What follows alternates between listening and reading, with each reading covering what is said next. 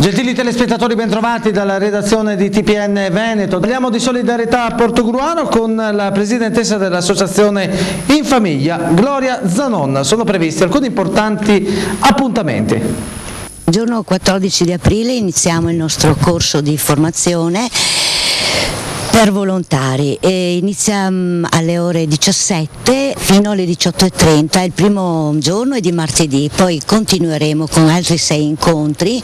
Si svolgono dove? Si svolgono presso l'Aula De Salvia dell'ex Silos qui a Portogruaro e verranno tenuti da vari medici, professionisti, psicologi, infermieri che operano sul nostro territorio. Ecco, io leggo qui nell'introduzione che si tratta di un incontro con la malattia oncologica, quindi si parlerà in particolare di malati che non mi piace definire terminali, insomma malati di cancro. Malati di cancro che guariscono, no? Io voglio dire che di cancro non si muore, ma bisogna dare sempre una speranza e si guarisce e si può convivere bene.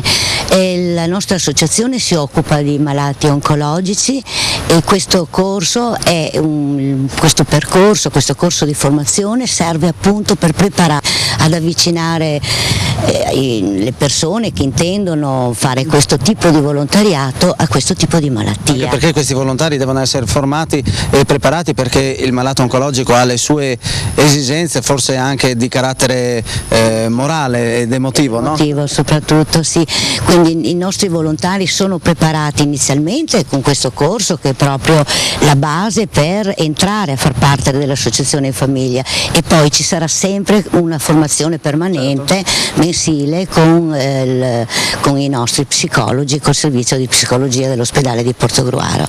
Io vorrei fare un appello, perché ci sono molte richieste da parte degli ammalati, un appello alla generosità di tutti, alla disponibilità ad avvicinarsi al volontariato e a questo tipo di volontariato.